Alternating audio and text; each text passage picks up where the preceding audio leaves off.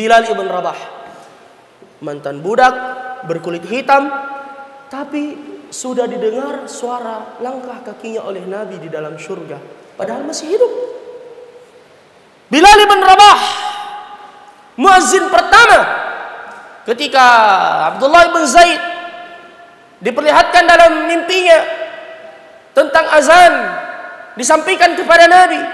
Nabi berkata, alqiha ila Bilal, sampaikan lafaz-lafaz itu kepada Bilal, biarkan dia yang mengumandangkannya, fa innahu anda minka sautan, karena suaranya lebih indah, lebih nyaring darimu. Diangkatlah beliau menjadi muazzin di Fathu Makkah. Ketika Nabi menaklukkan kota Mekah pada tahun ke-8 Hijriah, ayolah ikhwah, Nabi masuk dengan muka tertunduk sampai jenggotnya hampir menyentuh kendaraan beliau. Beliau menangis. Beliau diberikan kemenangan oleh Allah pada hari itu.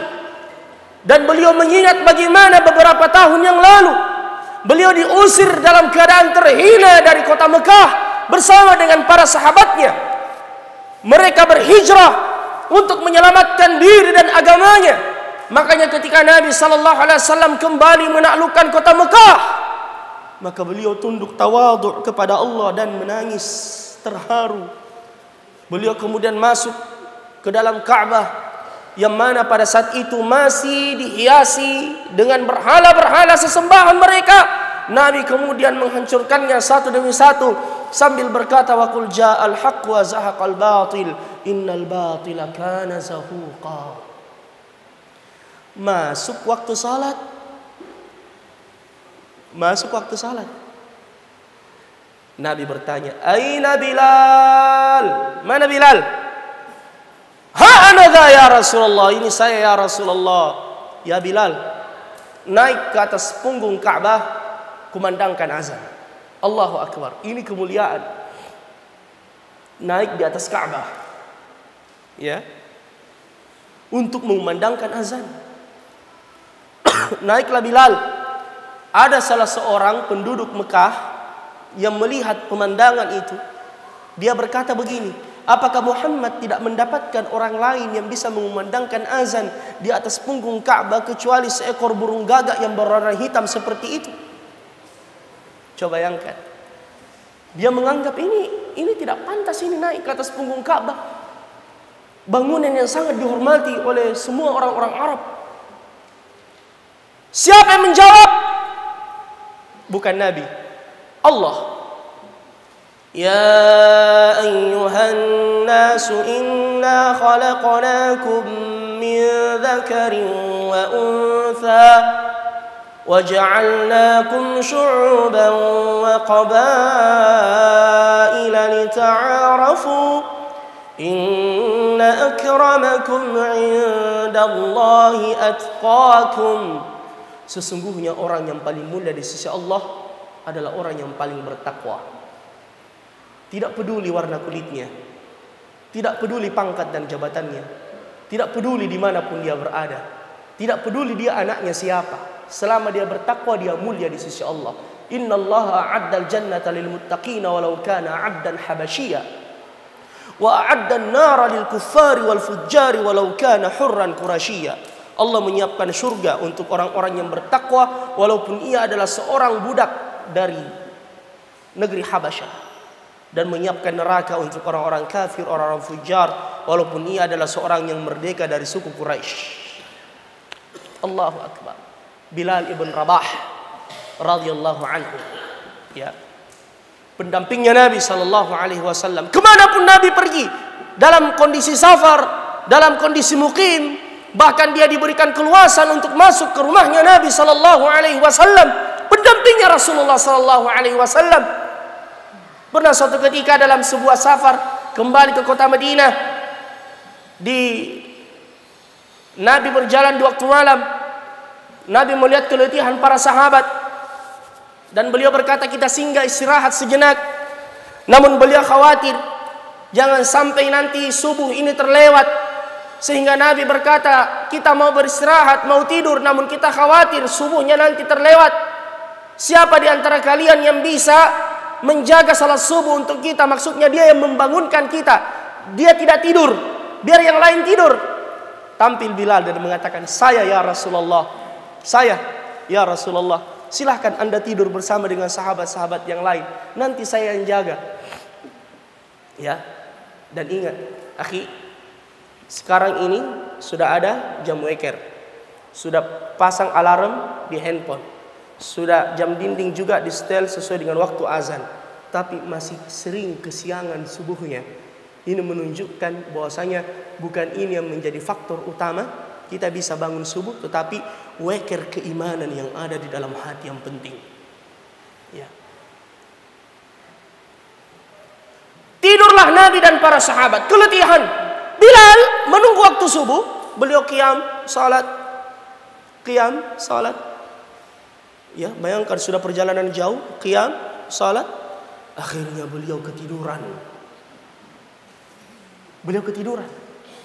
Biasa kan kita begitu kalau qiyamul lail. Kita sudah berdiri untuk rakaat berikutnya, ada makmum masih sujud. Ternyata dia tidur dalam sujudnya. Pernah tidak? Kita saja ini biasa imam tidur. Saya biasa kalau memimpin salat itu, apalagi Ramadan, apalagi kalau qiyam, sementara membaca ayat tidur. Ya. Nanti salah sambung baru kaget. Sampai di mana nih bacanya? Biasa begitu satu wahyu dia.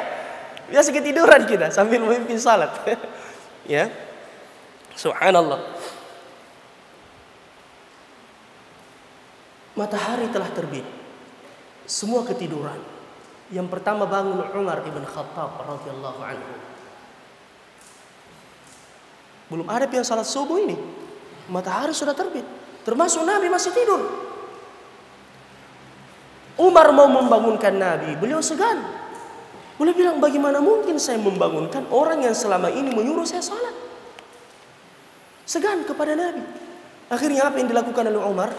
Beliau pukul pahanya. Allahu Akbar, Allahu Akbar. Didengar oleh Nabi, Rasulullah bangun. Matahari sudah terbit. Apa yang pertama beliau katakan? Aina Bilal? Mana Bilal? Ini harus dihukum, ini bertanggungjawaban. Ya, aina Bilal? Mana Bilal? Beliau sangat cinta pada Bilal, tapi beliau juga mengajarkan kepada kita tentang tanzim. Siapa yang salah harus bertanggung jawab. Nah, makanya dalam organisasi jangan baper-baperan. Pimpinan biasa menegur bawahan.